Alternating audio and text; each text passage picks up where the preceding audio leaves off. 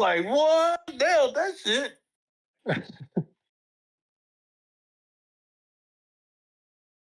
All right. We're back at it. Count me down. Are we live? Yeah, we're good. All right. All right. Technical difficulties there for the first one, but now we are live. Here, block 2 is upon us. Here, we're on the eve of block 2. Block 1, about half the games have already been played. This is Coach Vic, and this is Coach Doc. How you doing, Coach Doc? Good. You? I'm good. It look like you just turned the air on. That's what it Yeah, the sounds air like. just kicked on. So Gotta love that it on a just happens summer that my night. desk is right next to the air conditioner. And it's not where it Oh, blows out, it's where it sucks in the air. So, okay. Okay. I yeah. got you. So it gets pretty loud. I got you. I got you. And we do have a special guest coach in the building. He is the man, the myth, and the legend, Chip. How you doing today, Chip? Oh, I'm doing well, Vic. Doing well. Glad to get a few technical difficulties figured out, but I'm doing well. That's good. That's good. Well, we're gonna get right into it. Like I said, half the games have been played. If you're a coach that's listening in or going to listen in on the playback or on the Spotify, please get your games in, schedule your games, reach out to a coach and get that game scheduled so it can count, so it won't be any sim or forced loss or anything like that on your record books there. We're going to go right into it. The top 25 was released before block 1, and we only had one G6 team, and that's our guest, Coach Chip. Um, do you feel, Coach Doc? Do you feel, and Chip? Do you feel like it was appropriate to have one G6 team in the initial top 25? I feel like there should have been two. I feel like UConn could have been that second team for sure. Just the way that Dave proves over and over again that he's one of the top players with that team, and he'll put anybody on a schedule. He's not afraid of anybody. So I thought Central Michigan and UConn could have been the two teams that could have been in that top 25, that 25 to 20 range. Yeah, I would actually say I felt like Florida Atlantic should have made an appearance. Rain moved from Alabama to down near South Florida, and they didn't quite make it in. Whereas I think, as Pat kind of talked about on game day, I don't think I was totally deserving of it, but I do think Rain kind of had the reputation where maybe he was deserving of it.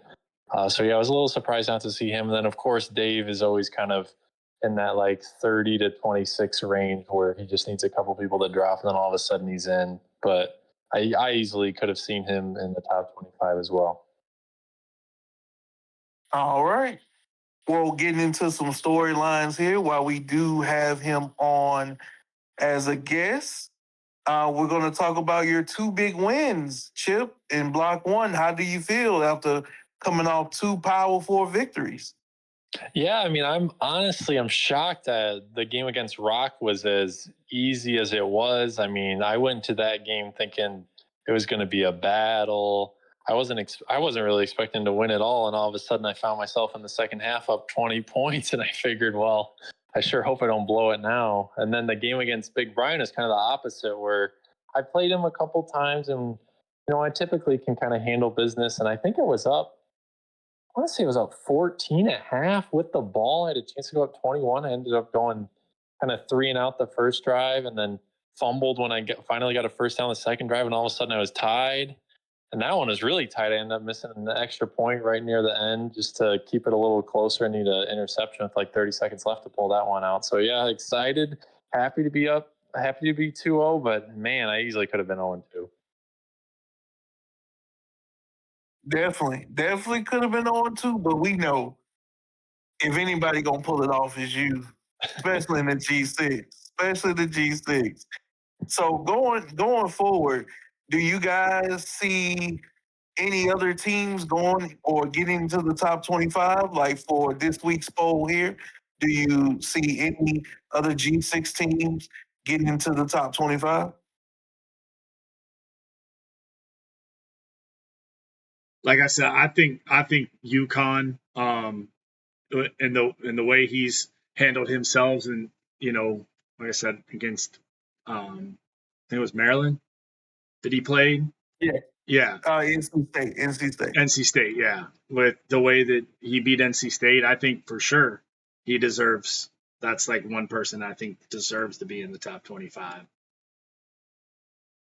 Yeah, like I said, I think FAU deserved to be in there to start the year, so expecting him to get in. But I think if I'm right, he hasn't played a game yet, has he?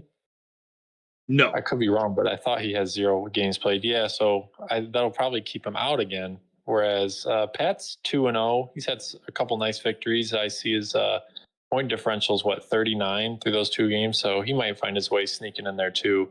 Because I know Sharp.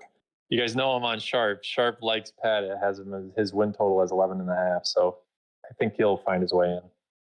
Oh, we gonna get to Sharp in a minute. Oh boy, can't wait! I can't wait. Well, that's good. That's good there. So we're gonna get to the interview portion here with Chip.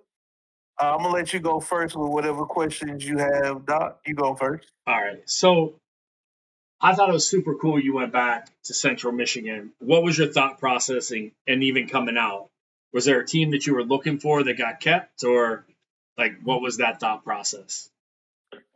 Yeah, so I mean, full disclosure is I had been talking with J Hub, I've been talking with NTX Blue Matt, and everyone had kind of been telling me I actually had the #1 pick regardless of who came out to the draft. So I said, well, heck, I mean, I gotta at least try it and see what happens because I knew we'd have that 3-month break. So I was kind of looking forward to kind of going out, seeing what would happen. And I did consider Miami. I would say they maybe got like a 30% consideration.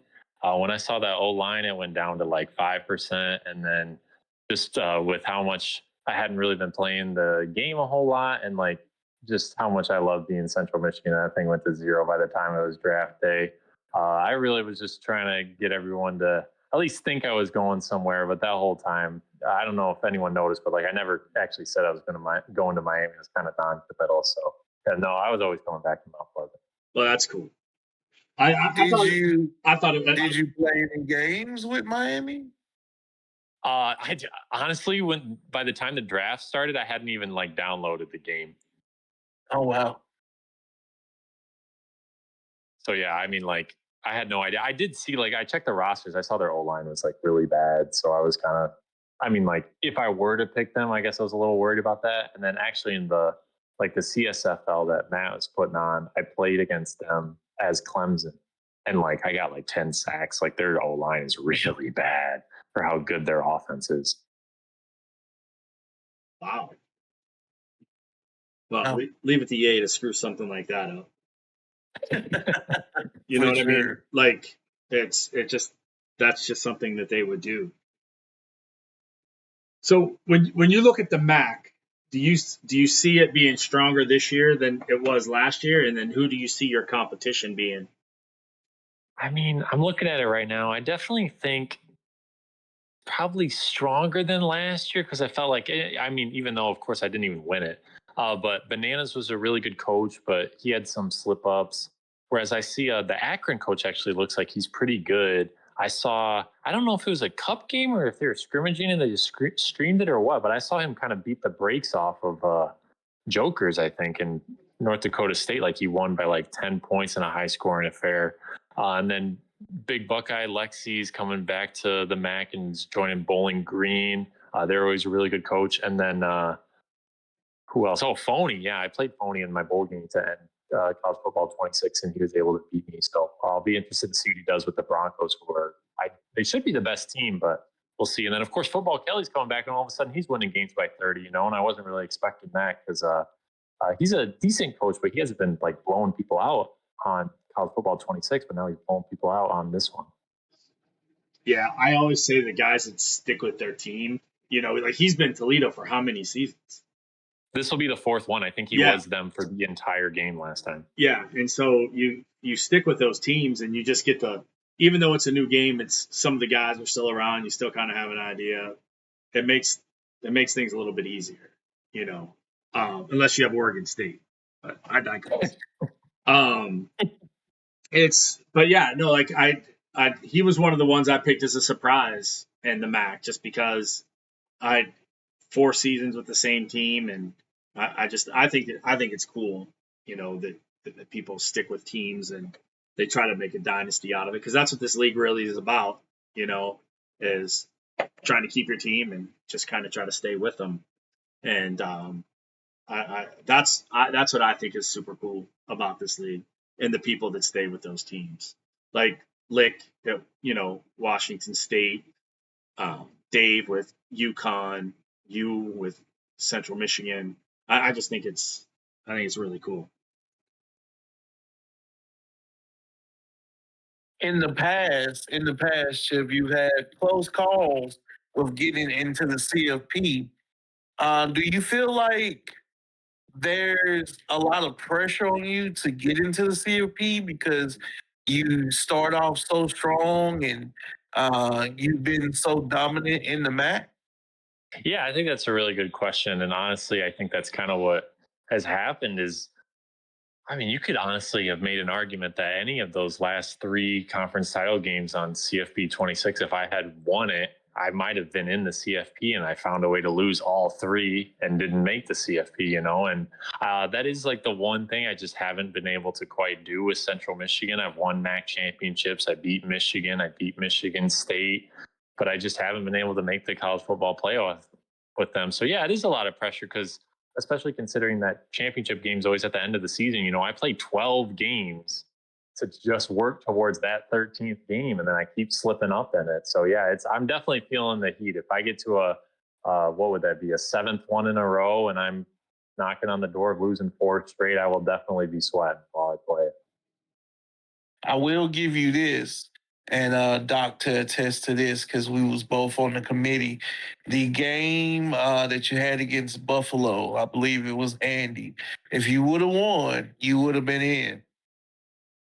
Yeah. Yeah, I know that hurts to hear, but I know, because I was really hoping I could have made some noise too in that one, because I had just beat Andy like pretty soundly at Buffalo.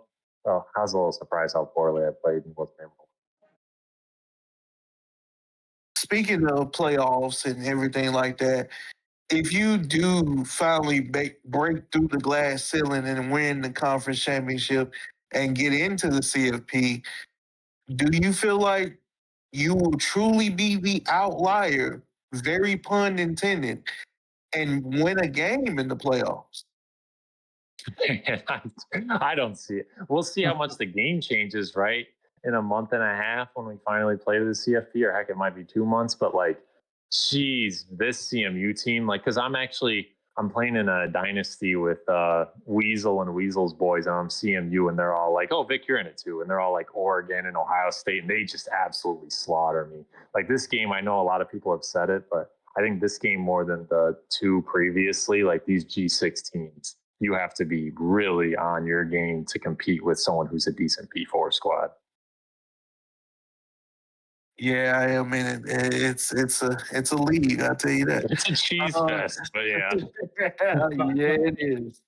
Yeah, it is. Doc, you got any more questions? Yeah. What is like the hit stick for you seems to be your calling card. Is how big of a game, like when you hear people play you, they're like, "Oh, Chip's big with the hit stick." Like, how big of a piece of that game is that of yours? Yeah, I Or mean, is it's it a more of great a question. myth? No, I mean, in all honesty, like it's gotten to the point where, and I think I do this just because um I think the hit stick is one of, in last year's game, it was definitely one of the biggest like skill differentiators, is like if you could time that thing right and you could line it up, you can get a lot of fumbles. And so I've definitely kind of just like subconsciously train myself to really a lot of times I only tackle with the hit stick. So I just through a lot of repetitions, a lot of practice. It is a huge part of my game. Is like if you look at how I play defense, a lot of it is just trying to be like, okay, if a guy catches the ball short, I'm okay with that because I hope I can land one of those hit sticks and get a fumble because it's hard to play defense with a team like this. But if you can land enough hit sticks, eventually they're going to put the ball on the ground and hopefully you can just shift the momentum with that. All right. A Yeah, no. question, a question that we asked Neil last week that we're going to ask you. I think we're going to make this a question we ask every guest. Who is your favorite player to go up against? Who's your favorite coach to go up against? That's a really good question. I would have to say Rain's actually my favorite to go up against because I think I'm Owen. Man, I think I'm 0-3 against him, and he's always like been like a better team. So just to like finally break through that, because was that just last season with Alabama where I had Alabama at home on the ropes and I couldn't quite close it out. I've almost beaten him when he was Notre Dame when I was CMU at Notre Dame. Then he kind of kicked my butt my first year when I was Coastal and he was Notre Dame. But he's kind of my favorite one to play because it's always a close game. But then he's that coach where like he has that really good team and like a lot of people really respect him. So I know if I just like hope I could finally get that win to kind of get that statement win and really set my season off right. And then another part of that question, who is the one guy that you always play? Who's the one guy always on your schedule? Do you have somebody? I don't. Because last game I had teams always on my schedule. So I always like went out of my way to schedule Michigan and Michigan State because I just wanted to play both of them. But my goal was just to beat both of them and beat both of Eastern and Western in one season, just so I could, there's 5 teams in Michigan and Division I football and just be able to beat all 4. But I actually achieved that last season. So now I'll just like throw something in the out of conference, say I'll play whoever, and the first 4 people that respond, I just play them. Oh, okay. All right. All right. Well, that ends the interview portion there with Chip. We're going to go into some reviews, Block 1 reviews and highlights from Block 1. The first game we're going to go ahead and review is NDSU versus Delaware. And NDSU did pull it out 27-20.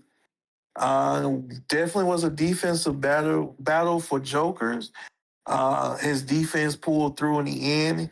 He had 3 interceptions in total in that game, and the defense stood tall in the BBB Bowl Part 1. Yeah.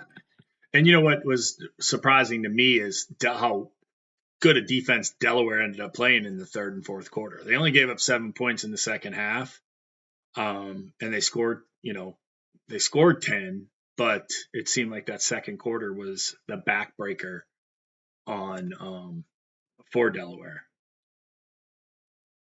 Yeah, I think I bet the over on this game because I figured they'd score so many points. So I really got kind of screwed because they only combined for 47. So, me, I had a bet on every game. So this is one where I was kind of like, just because Jeff Daddy will really sling the ball and Joker's usually slings it too. So I was kind of shocked to see them come in so low, which kind of shows, how I think they're both just adjusting to the game with it being new and everything. Yeah. It's just adjusting. Everybody's kind of adjusting. Not many people have gotten a whole bunch of games in like certain users. So not every user is the same. So some of these early matchups are going to be a little bit of a surprise score wise and winner wise sometimes because we don't know who has played enough games or had enough experience with what's going on in the game to really just maintain control of the game. What I think we're going to find to be pretty interesting is as they make the changes as the game goes on. Like they just did the update today, and I played a game this morning, and I had to earn every rushing yard I got in the game this morning, and I thought that was pretty cool. But as the game changes and they keep making changes to whether it's running or blocking or whatever it is that they're doing, I think you're going to see teams that were winning because all they did was run the ball and they had 300 yards. And as they change the game, they're going to have to change their game as well. So that's what I always find interesting in this first season. Like nobody has an idea of what they should be doing until season 2, And I think it's going to be interesting because like I thought this game was going to have like 800 yards passing the way those two offenses normally run, and it wasn't even close to that. So I think it's going to be interesting to watch teams play. Yeah, 100%. I think it definitely shows. Yeah, sorry, Vic. I think it definitely shows how hard it is to pass with a G6 quarterback. Right? There was two guys who like. I haven't played Jeff Daddy, but when I played Jokers, like he threw the ball. I swear he threw it like 60 times in one game. Like he just airs it out. And for them to I saw they only combined for like maybe 40 passes between the two of them. Jeff threw 3 interceptions, and Jokers didn't even have an interception or a touchdown. Yeah, so it just shows passes. like. Yeah, it just shows you cannot air the ball. Like I've learned it with CMU, but like, man, these G6 quarterbacks, if you throw it past like 15 yards, you're just praying it goes somewhere near the wide receiver. Pretty much. And with NDSU, he got a ride on Scott and Mitchell, the running backs. He gonna have to ride on them all season because they're going to get you to the promised land of bowl eligibility and beyond because those quarterbacks and those receivers do not get separation. Those receivers do not get separation at all. Mm-hmm. It's going to be rough. And if you're not stepping up with your quarterback either, that's another tough one. Like you really got to step up with those quarterbacks just for them to be able to make that throw. Back. Yeah, you can't drift to the side or drift back with a G6 quarterback. You got to step up in the pocket. Next game we got is the rivalry renewed with T-Fan and our coach Doc here. Fresno State and USF. The score was 40-17 in favor of USF. USF did dominate the ball on offense, but so did Fresno. They did do work on offense, but the defense definitely let them down there in the end. Talk about your game, Doc. What happened? What happened? Well, Lewis throws the ball like he's probably one of the better passers in the league. Like he can sling it with anybody, and that's just I don't have the team to keep up with that. So if you guys play Fresno, throw the ball, you'll win. The back half is horrible when it comes to they're really good at stopping the run. When I'm not worried about somebody throwing the ball every time they walk up to the line of scrimmage. But that's what he does, and that's what he does well. He kind of lulls you to sleep, and then he just throws it around on you. And he's, we like I said, it's 15-15 now. So we've been playing for 30 seasons, and he evened it up. So I'm not too happy about that. So I'll have to get him next season. But it just seems like every time I turned around, there was somebody beating I mean, he was 17-19 for goodness sakes. So he was. I wasn't gonna mention that. Go ahead. Yeah, I mean, I'll mention it because I think it's fantastic. And that Kenny Odom guy, I mean, he just walked past my safeties and my cornerback, and there was nothing that they could do. My only bright spot was Rayshawn Luke, like finding him out of the backfield and just getting him open in space. That kind of helped me out. But Lewis is a good coach anywhere he goes. And I just couldn't stop him. And that's one of the things I like about this game. It's not like last season you could be a lower ranked team and have better skill. Like the skill of the team matters now. And if you kind of work with your team and you're able to, like, USF plays Fresno State, even that little bit more talent is going to make a difference in that game, especially passing and your secondary not being as fast as the wide receivers, or not as, doesn't have the recognition that they should have to cover a zone or whatever. That makes a difference in this game. And it's another thing that I think is cool about this game.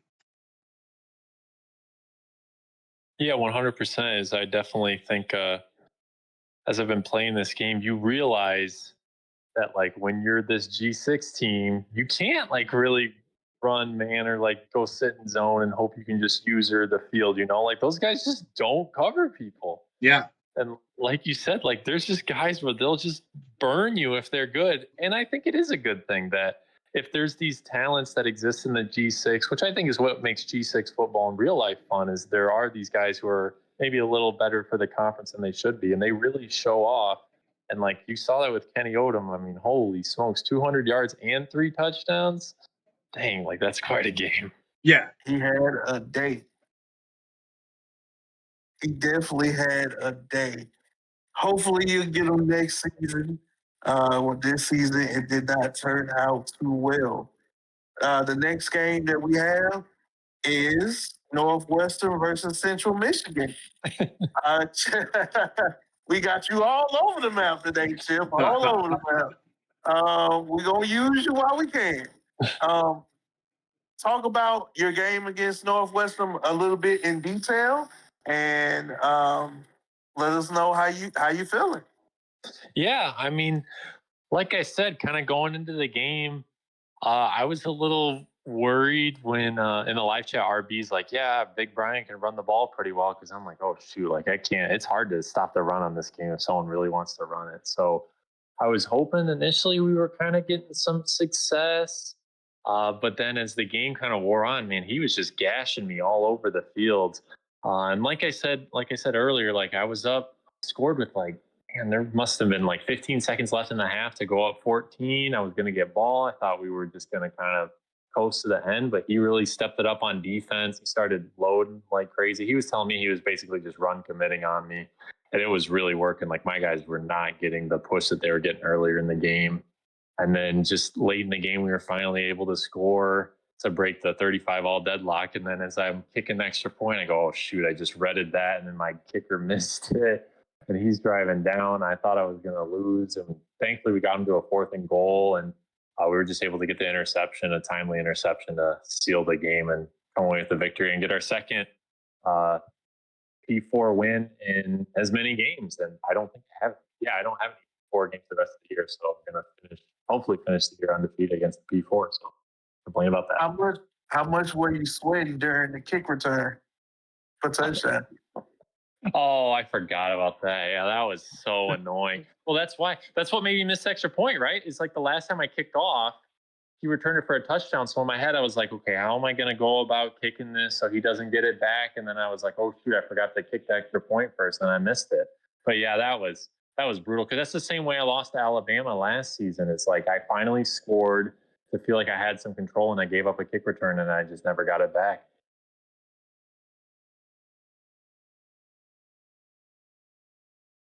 Did what was like? I didn't see the game, but in that process of like playing a Big Ten team, right? And you're right there for the win. How do you process, like, as a lower ranked team, somebody that probably shouldn't win that game? You know what I mean? Because you're Central Michigan, and I know Northwestern's kind of on the lower end of the Big 12, but how does that process go for you? You know, like when in the you give up 21, right? So it's tie going into the 4th. Like, where is that? Where's your mindset there as a smaller school playing a bigger school? Yeah. So this actually was a rematch of the real life bowl game that Central played last year. We played in the, I don't know, whatever the Detroit Sports Bowl is now. Northwestern kind of like kicked our butts because I don't know how much like you guys watched Big Ten football last year, but Northwestern was really defensively minded. So we like just couldn't move the ball at all. And that was kind of what was happening in this game. Is like when Brian figured it out, he was really stopping me from doing anything. And, when you get a little nervous, I definitely kind of like tried to settle everything down and try and focus on just getting one first down at a time. And I found that's usually when I'm able to finally like win these games that are really close, is it's just getting that one first down at a time. It's making those plays that you just trust that you know how to make, and going into just running like the basic routes, not going for the fanciest play that you can find, and just trying to do it piece by piece.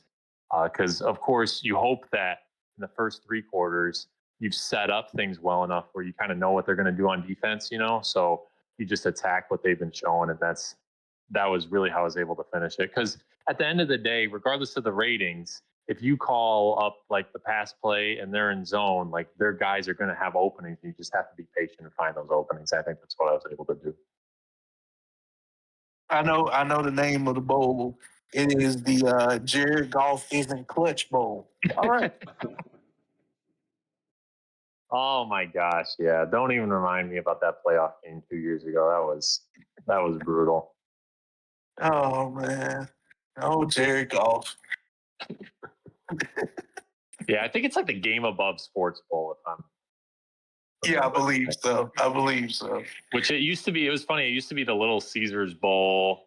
Yeah. And then it was just like the Detroit Bowl. I don't know why, because the Little Caesars family, they own the Tigers and the Red Wings. So I don't know why they don't sponsor the bowl game anymore. But yeah, they said we don't own the line.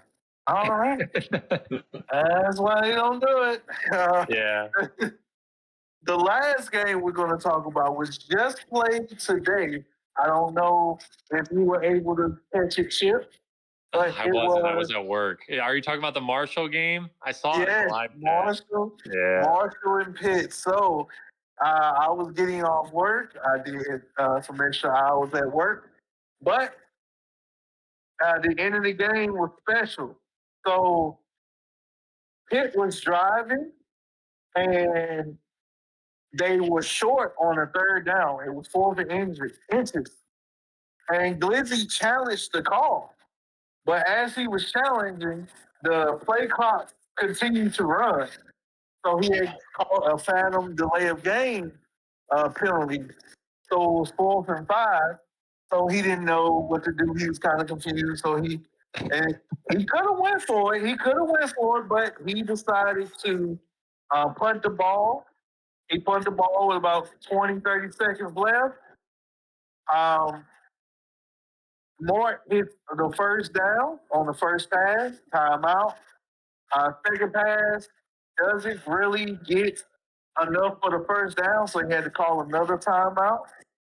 Throws the ball about a good 50 yards down the field with a bucket pass, and the bucket worked. He usually caught it and mossed it over three defenders. And with no timeouts, no nothing, he just immediately panicked and called the play action play that worked for the touchdown. 20 yards out. And he scored and won the game. Wow. And he cashed in on the Outliers pick of the week. If you listened to us last week, I told you guys to take the Marshall money line. It went all the way up to a plus 1,100. I took it myself, and I placed a $383 bet and won $3,800. Oh my gosh. Gotta love that. You gotta love it. Yeah, and it's a shame, right? Because I think for Glizzy taking finally getting out of the G6, taking a P4 school, taking his team, my team, and then not getting that first win is tough.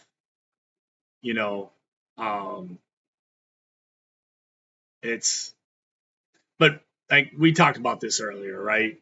They're not the best team, and their defense is good, but their offense is dreadful. If it wasn't for their running back, they would have nobody. Their wide receivers are slow; they can't catch. For good as the quarterback was as a freshman last year, they did him no service, and the way they rated him and the way they made him as a quarterback. So it's a shame to see that Pitt didn't get any respect that they should have gotten. I mean, they were an 8-3 team, for goodness sakes. They had some offense. They do, and it is a shame how they rated them. How do you guys feel since that game was played today?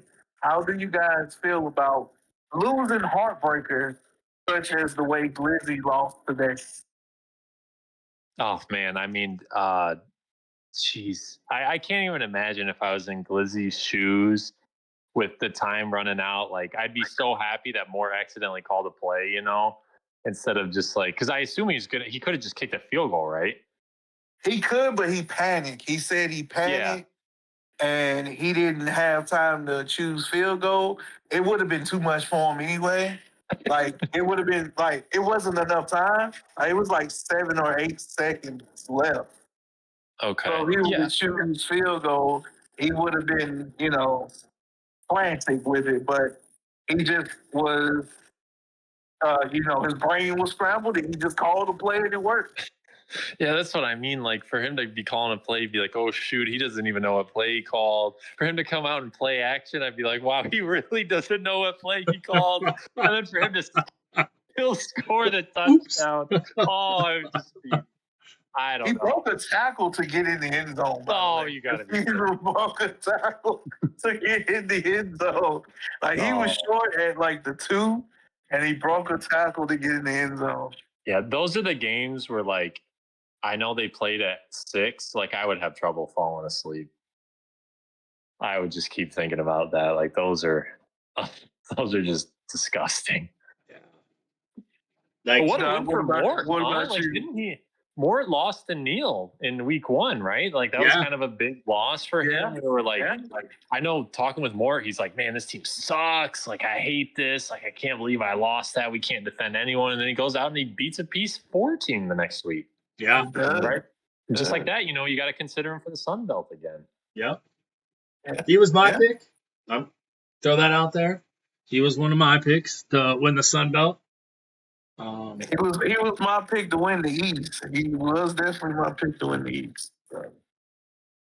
We shall see. We definitely shall see.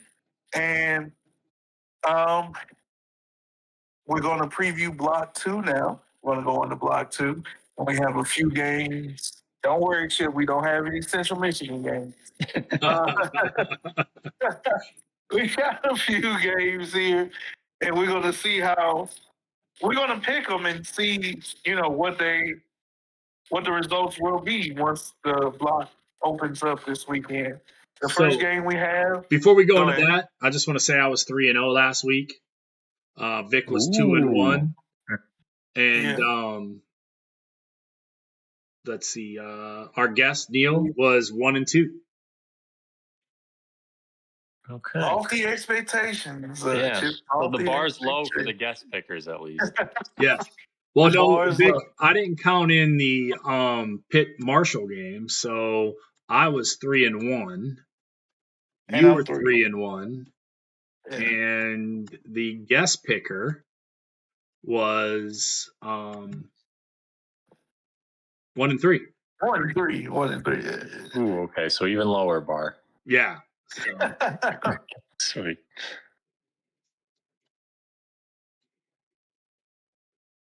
All right, sorry. First game is New Mexico versus San Diego State, and I think this is going to be the G5-6 game of the week. Outlaw had 2 big wins so far to open everything up. Getting a big win against Georgia Southern, coming back down 21, I mean, I think San Diego State wins this game, but I think he gives them a game, and I think it's going to be fantastic.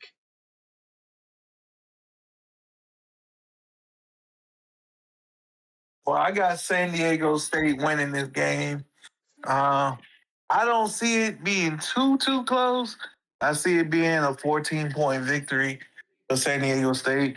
That run game for the Aztecs is going to go wild on New Mexico. So I expect about at least 30 carries for the Aztecs. And I see them getting an easy victory. Yeah, this one's a tough one. I was looking through because I've already made a bet on all the week 3 games. So I was trying to see what bet I made. I actually picked the under for this game. Currently the total set at 54.5. And I mean, these two coaches are not coaches that are going to run up the score on you at all. They're going to play very like classic style, pro style football. So I took the under on this game. In terms of who's going to win, I mean, Big Z's minus 9,900. So I'm definitely going to take him to win. But to actually put a little bit of stake on it, I think I will actually throw in a little bet for Outlaw to cover the 18.5 spread that he's facing. Yeah, I agree. I think Outlaw would definitely cover that spread. I don't know if it's going to be a double figures win. I don't know. I could be wrong, but I don't see that. So yeah, we all got him covering the spread so far. Yeah. Yeah. All right, next game: Arkansas State versus Oregon State.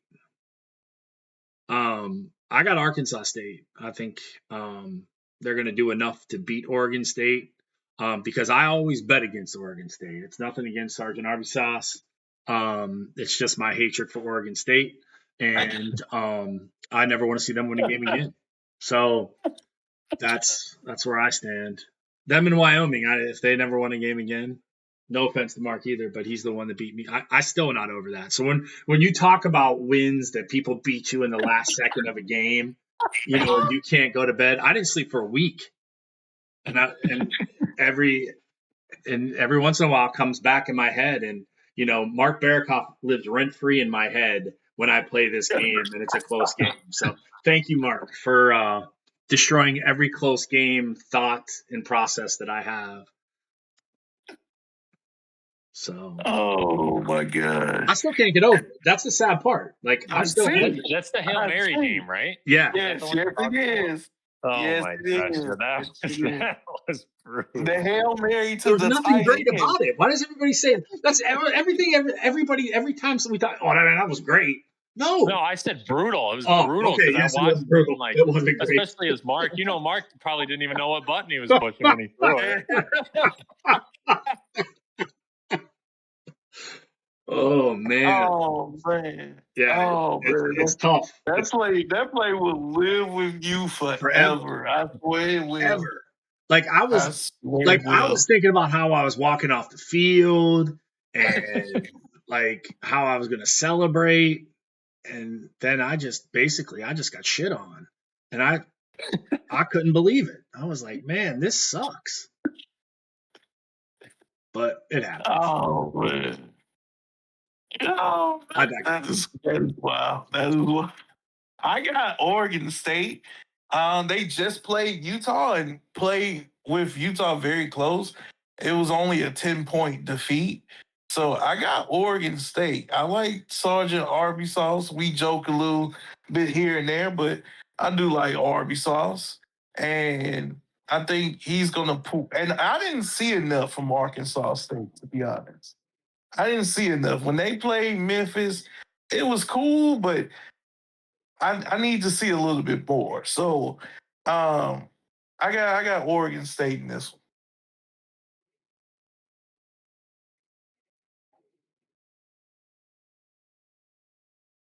Chip. Oh, sorry. I couldn't remember if Doc picked yet. So I was looking at my bet for this game, and it looks like I actually must have taken it so early that I have Oregon State minus 5.5. That line has gone up to 11. So good thing I put the bet in early. So yeah, I definitely am hoping Oregon State's able to pull pull out the victory. Arby Sauce actually was Western Michigan last year. I'm sure you guys know that as the Outliers pod dudes, but he did a pretty good job. So we had a kind of a close game. He struggled a little bit. And then Quest, that first game against Memphis, like you said, Vic, really wasn't impressive enough for me. Like he really needed Matt to really shoot himself in the foot to get back in that one. So I definitely think Arby Sauce is going to pull out the victory. But I see the total's only at 47.5. That's a tough one. I'm probably going to go under. I'll probably throw in a little minus 11.5 under 47.5 parlay on that one. All right. Next up, we have Bowling Green. It's your girl Lexi with Bowling Green, and they're going up against Tulsa. Who do you guys got winning this game here? Go ahead, Chip. Yeah, hold on. Let me who is the Tulsa coach? I don't even know. Because I know Lexi's good. Oh, it's Ant Raines. Oh, wow, that's going to be a great game. Yeah, it's going to be a good game. game. You guys know how to pick it. Yeah, so the current that's Bowling Green coach against the former Bowling Green coach. Man, they're both really good. I'm shocked Lexi's has as good a line as -8. I'm probably going to throw a sprinkle on Ant Raines at +615. That's really good value for a really good coach. But who do I think is going to win?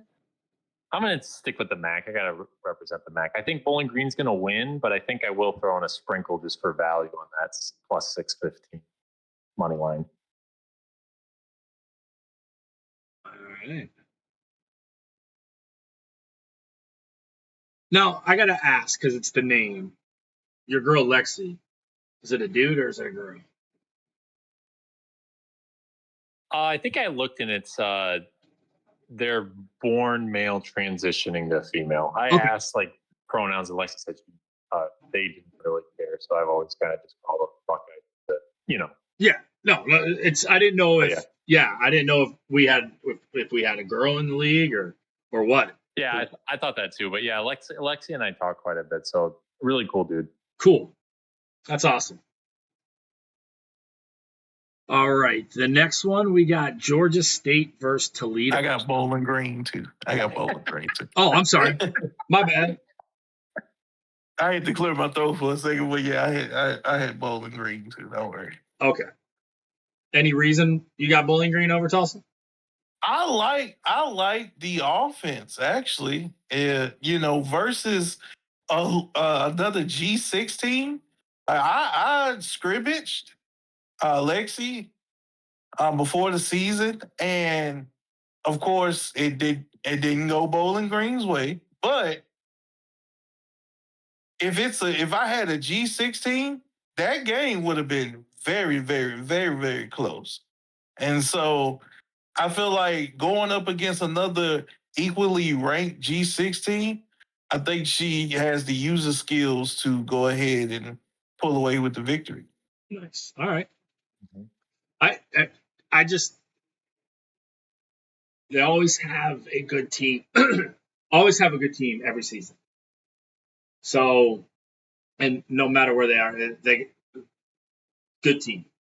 So it's hard to go against good teams when somebody plays a team and they always have a good season. It's hard to go against that team, whoever they're playing with. You know what I mean? Yeah. For sure. So we got Georgia State and Toledo. I'll let you go first, Vic, so I don't forget you. I got Georgia State. I feel like Georgia State is definitely coming in hard with the Sun Belt. I believe that's my buddy Vic Tim, I believe. Georgia State. And I just think they have the better team overall. So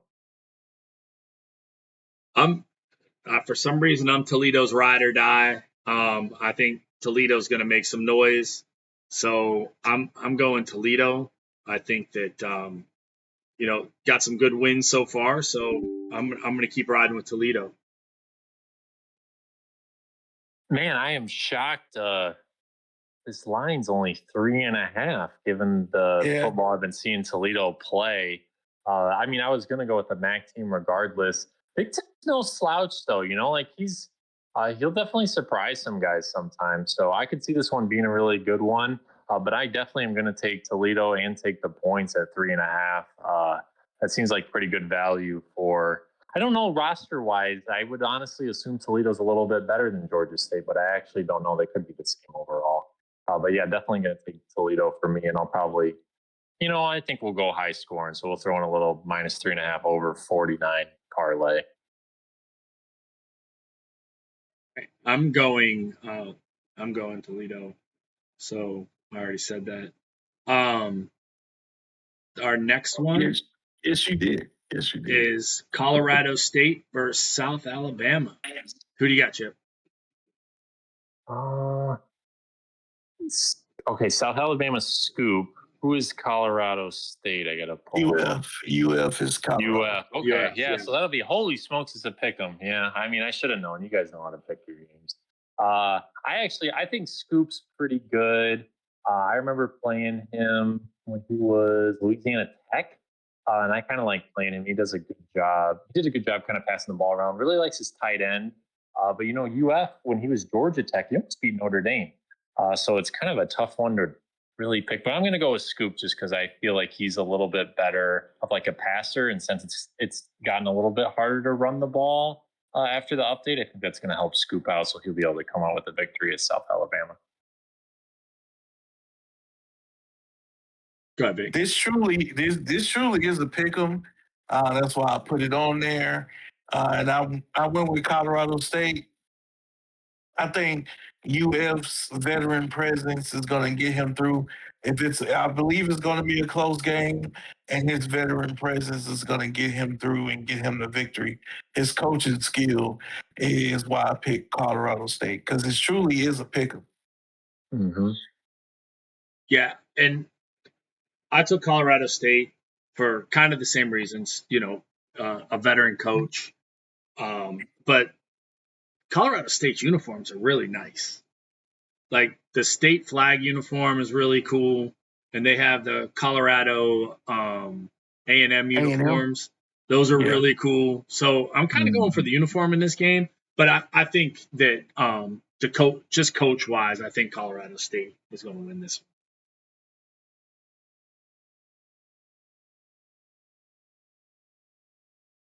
But the flag uniforms are pretty sweet. Yeah, true that. and last up, we have a G6 showdown as we have NTX and Memphis going against IROC and Boise State. Ooh. Who do you guys got in this one? Yeah. I got Memphis.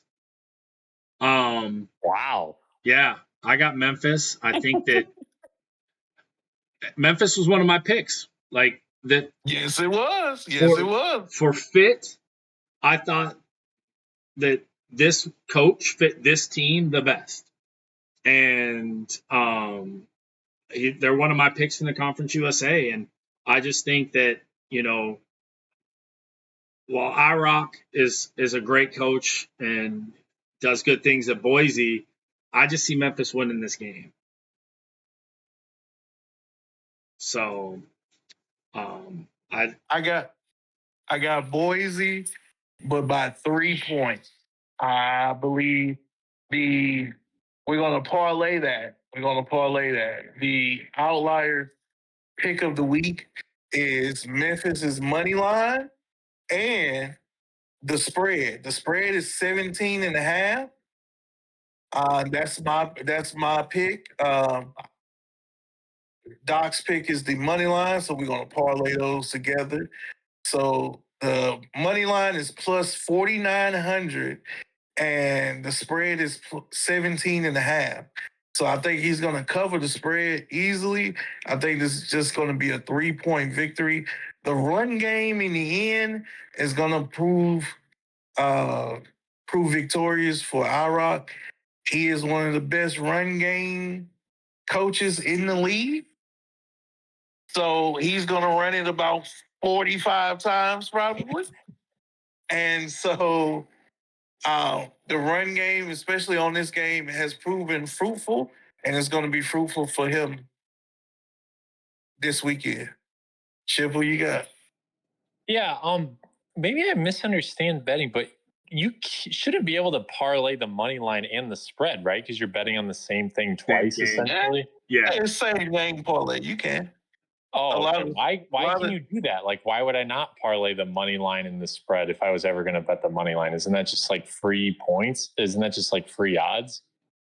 Yeah, it is. You can do it straight, or you can parlay Yeah, it. because I saw Sammy did that for my game against Northwestern. And I was like, why is he like? I didn't know you're allowed to do that. Yeah, but yeah, a lot of sports book allowed to do it. It's just the same. It's a part of the same game parlay. Okay.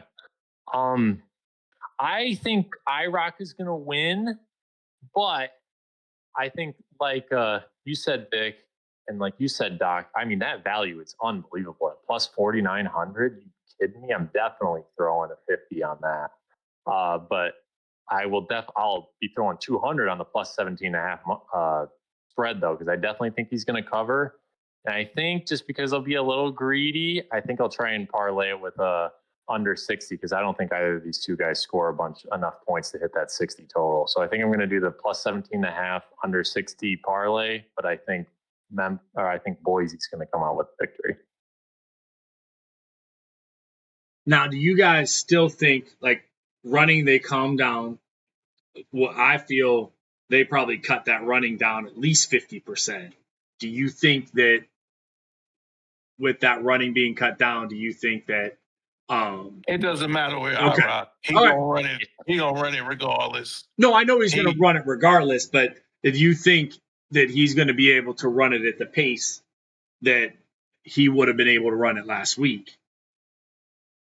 No. That's why I say it's going to be a 3-point game. That's why I say it's going to be a 3-point game, because if he was still able to run it like it was at lunch or last week or yesterday, then yeah, it would have been a higher. I can see why the spread is higher right now. Right. The spread may get lower as we continue on throughout the week, but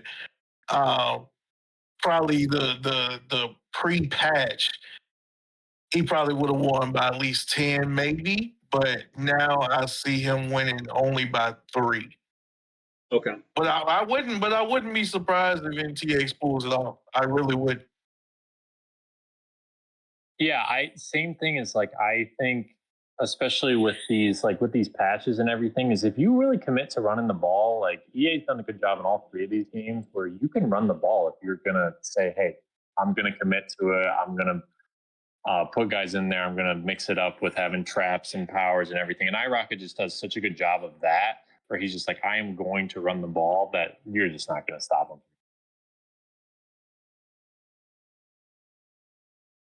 Yeah.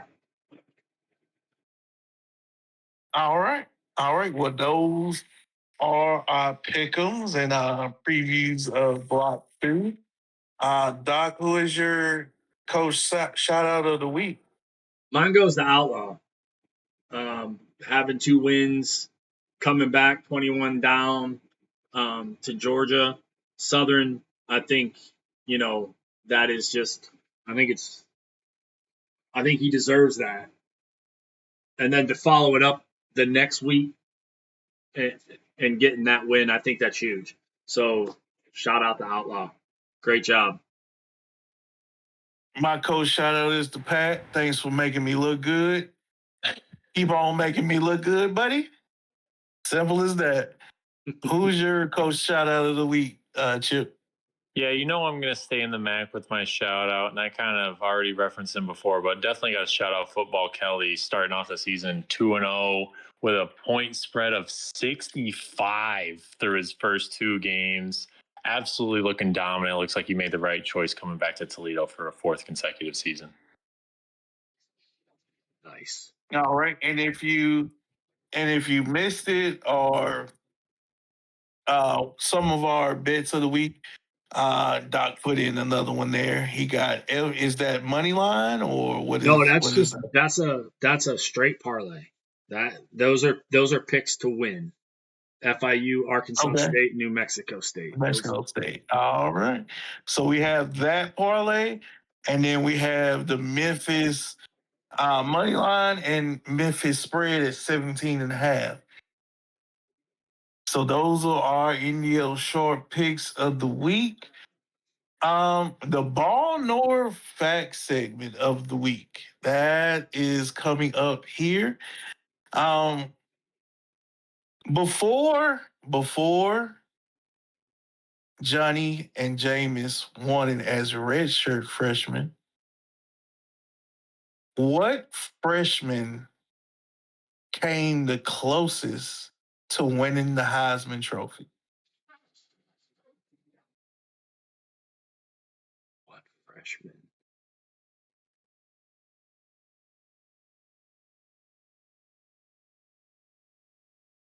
He's a legendary college football player. I give you that as a hint.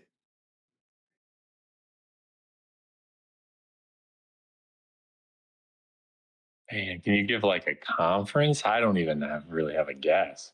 I can give you a region, the South. Okay. I mean, like Tim Tebow is the first thing that came in my head.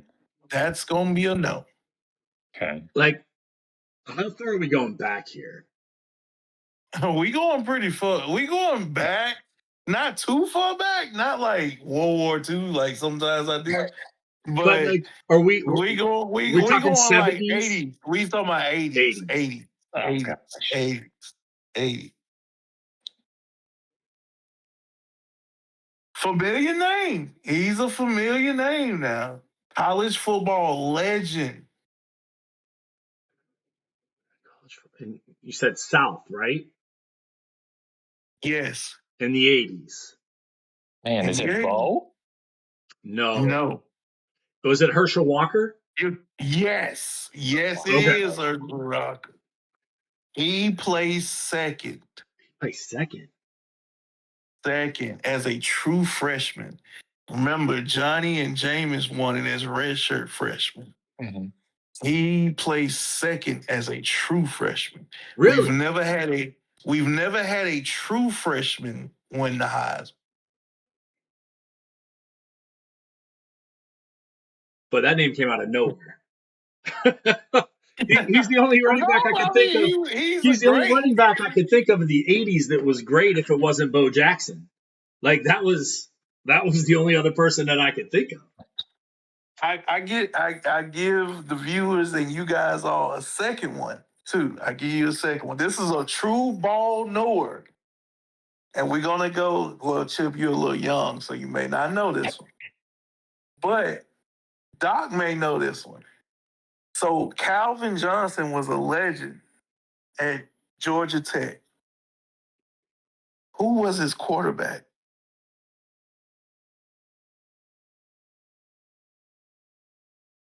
At Georgia Tech. Who was his quarterback?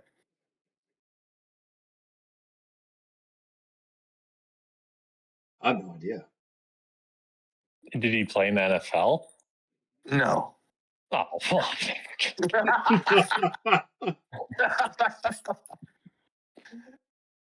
That's why I say. I say you may not know it, Chip, because you're a little bit younger. yeah. The only But Calvin Johnson Georgia Tech highlight I've even seen is that one crazy catch he made where he like reached way behind his back to get it. against And, like, NCAA, yeah, he I'm made trying to those. get the He quarterback. made I don't even he know. made those shits on the regular. I don't know. Them shits on the regular. It's a bonus fun fact too about Calvin Johnson in a second. I've never The heard of quarterback, his quarterback was named Reggie Ball. Reggie Ball. First, he was one. He wasn't good enough. But if I had to compare him, he is what you expect a mobile quarterback today to do, to stay in the pocket first. He stayed in the pocket first and then he ran. But he just wasn't good enough. He just wasn't good enough because he would stay in the pocket sometimes too long and he would read Calvin Johnson a little bit too long, and that'd get him in trouble with interceptions and sacks and stuff like that.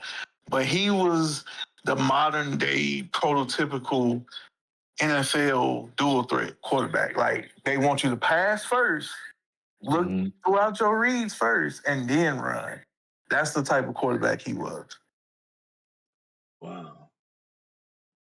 Just wasn't good enough to be in the pros.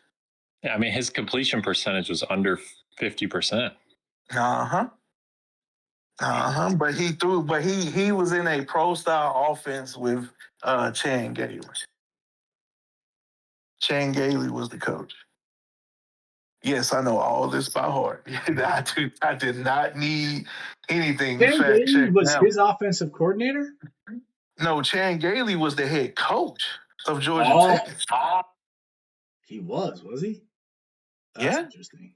All four of his years and all three of Calvin's years. Paul Johnson didn't come till I think 2 years after they left.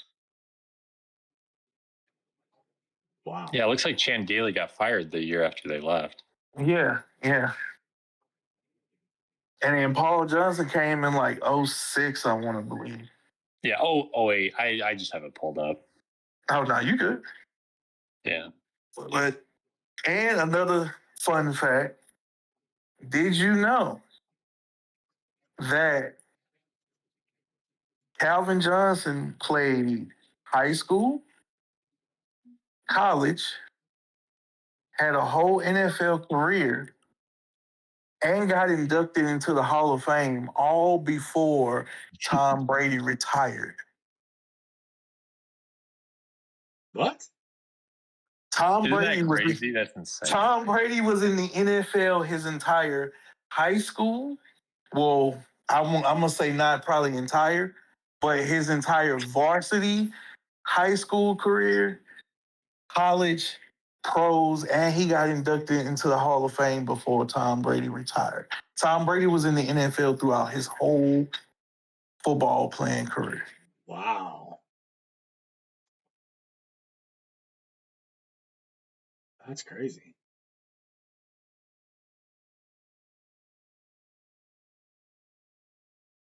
Yeah, that is crazy when you think about it. It really That is.